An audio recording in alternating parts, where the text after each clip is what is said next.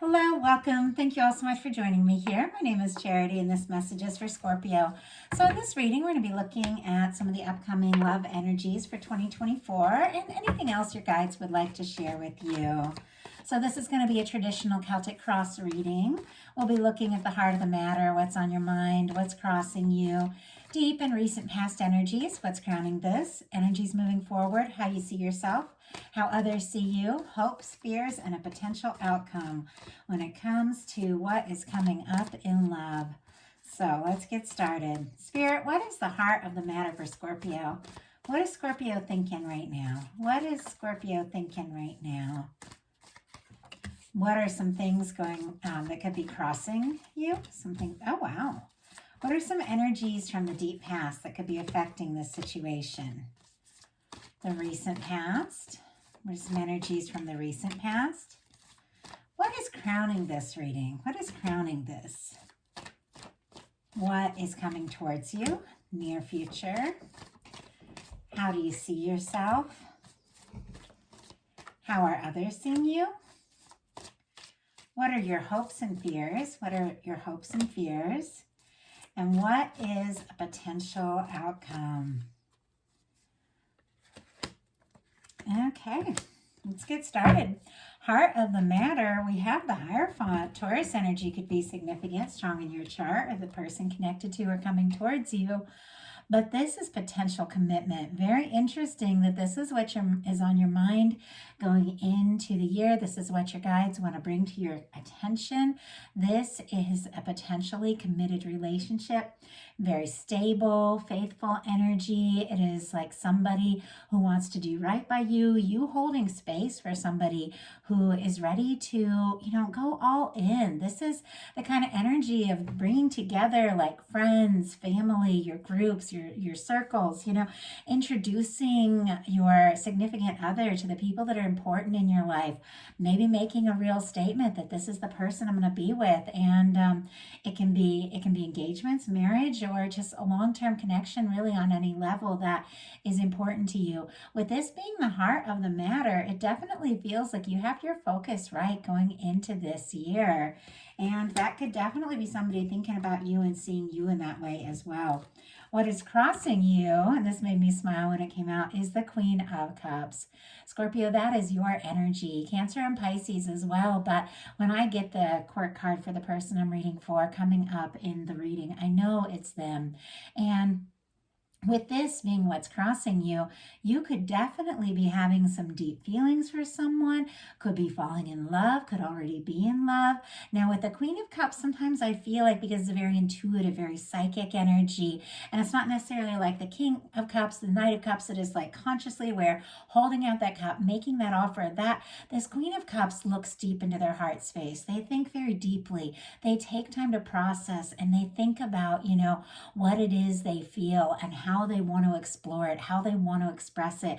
It feels like a wide open heart chakra, like somebody who's really open, ready to love. Maybe you've done your inner work and all of that, but it's not like you're necessarily just, making that offer, but you're feeling it and you're aware of it, and you're definitely very much connected to somebody who is feeling that. Now, the crossing energy can be the challenge placement in a reading, not necessarily. It's just like a very, what's coming up kind of energy. But if this is a challenge energy, then this year is all about being like really you, uniquely you, expressing yourself unapologetically. Don't make any excuses for who you are, how deep you feel, and just being yourself is really key.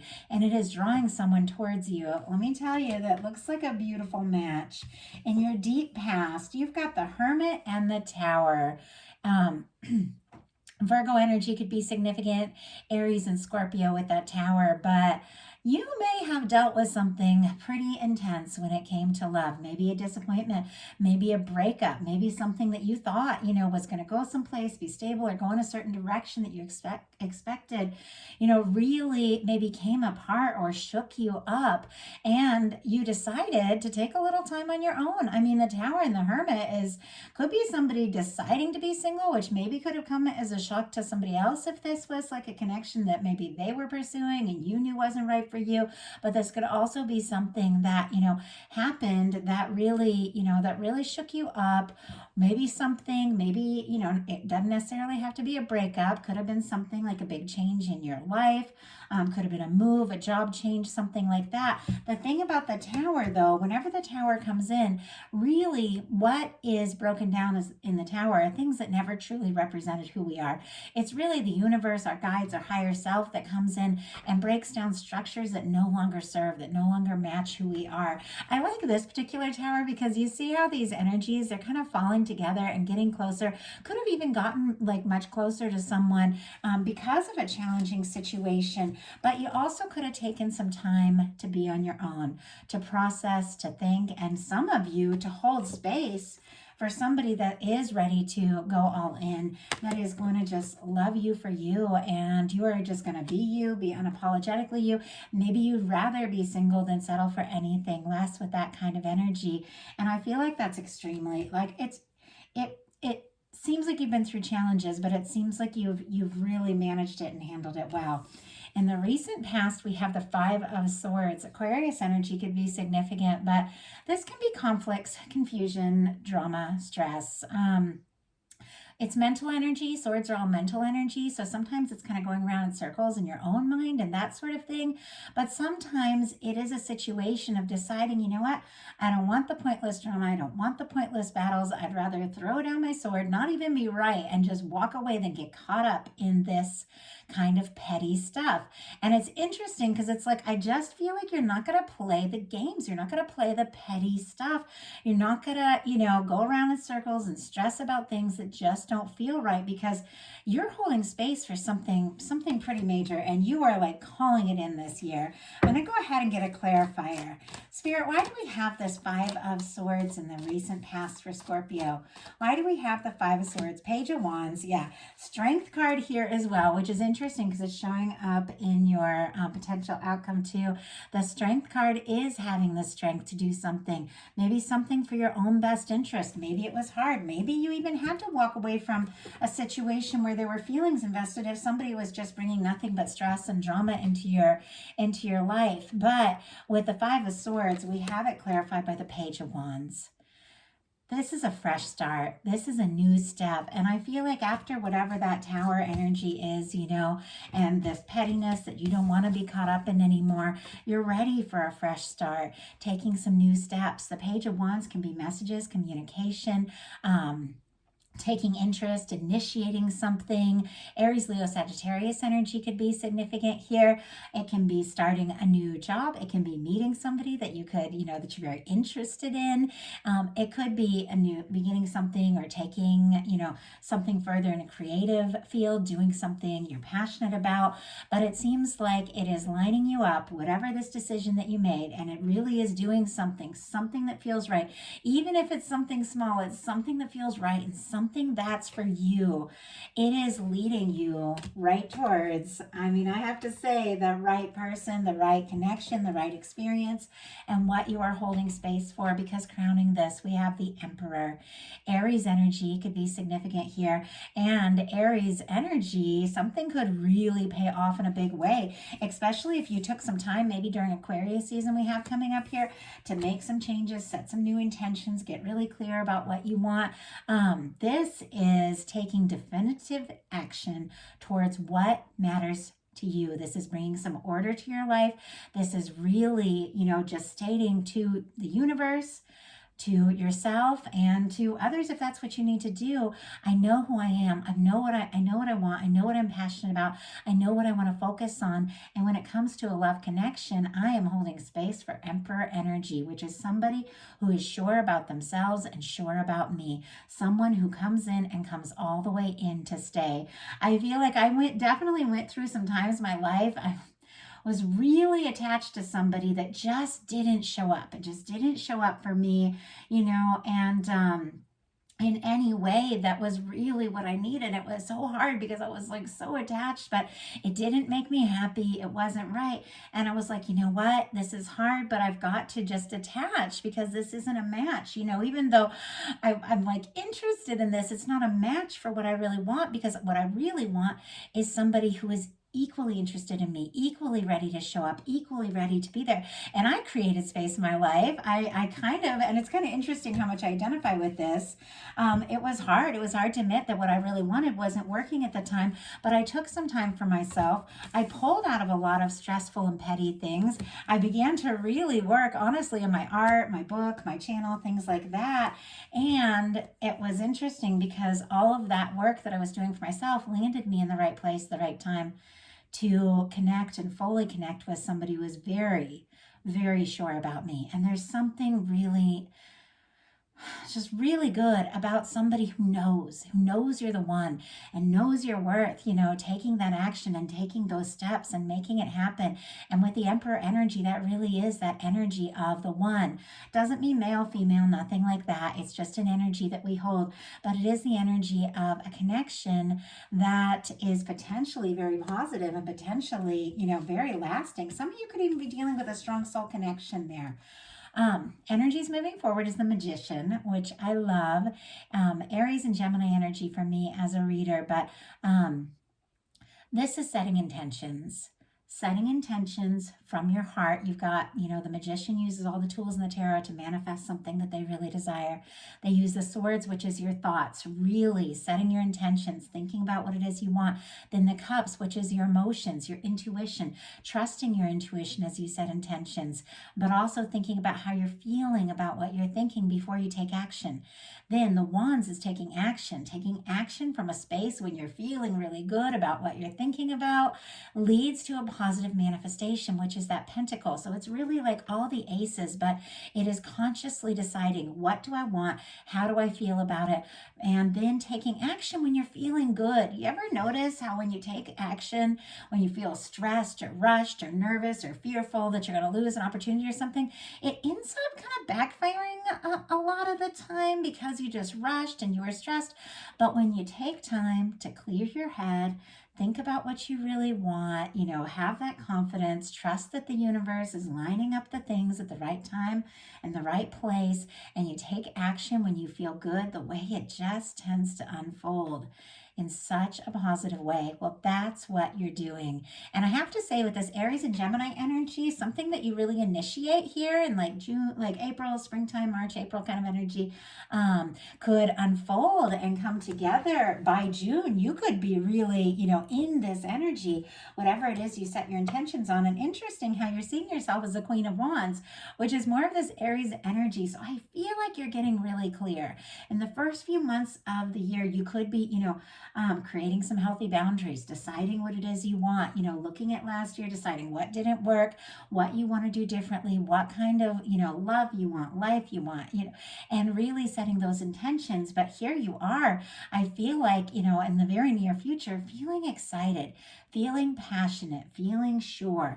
The Queen of Wands, it is a magnetic energy. It is somebody who really passionately takes initiative. And here you are, and it's interesting because we have this early in the year energy here with Aquarius season, end of January, February, deciding you don't want to play these games anymore, taking some tentative steps here. And here you are just fully owning that, what it is you decided, what it is you want. When it comes to love, you could be feeling very attracted to someone, very excited about somebody. This is spontaneous energy.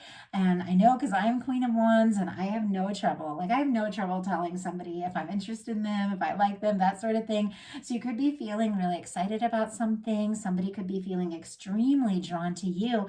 And this is really just going for it, not necessarily overthinking it. The Queen of Wands doesn't overthink it, but the Queen of Wands does take action when she feels like this is right. Doesn't make excuses, doesn't apologize, doesn't say, explain necessarily, but just takes initiative when it feels right because she trusts that intuition. How others are seeing you is the moon, which is interesting. Pisces energy could be significant and definitely could be processing some things during Pisces season, making some decisions, getting really clear about what it is you want. But this is mysterious, deeply intuitive. It doesn't surprise me if people are seeing Scorpio in this moon energy, because when it comes to Scorpio, you don't always always know what a Scorpio is thinking about and deciding. This can be, keeping some things to yourself. This, the moon can be secrecy, that sort of thing, but it's not negative. It's just really recognizing that things are not on the outside, are not always as they appear. Sometimes there can be illusions. Some things cannot be lining up with what you know in your heart to be true. And those are the moments when you have to walk by the path of your own inner moonlight. You have to trust your intuition, be above all. Even if, things on the outside just don't seem to match up at all, what you just know in your heart is right. When you take those steps, listen to your intuition, everything becomes so much more clear. But you could definitely be deciding to keep a few things to yourself, while you decide and process and initiate things. Somebody could also be having a lot of feelings for you that maybe they haven't told you about yet because they don't know necessarily what you're feeling. Wow. But we do have this clarified by the Hierophant. Taurus energy could be significant, and I'm telling you, maybe something confusing in Pisces season becomes crystal clear by April or May with this Taurus energy, because this is somebody who is interested in committing to you. This is somebody that really does want to take this to the next level. And I feel like you're creating this, you're manifesting this, you're drawing this towards you, because from the very beginning of this year, you set this intention. I'm going to go for it if I feel like this is something that could really be it. And then that's what I'm willing to explore. That's what I'm willing to open up to. Hopes and fears, very interesting, are the King of Cups, which for me, this would be more hope than fear. But this is oh my goodness, my cat is begging to come in. I'm so sorry, guys. Give me 1 second.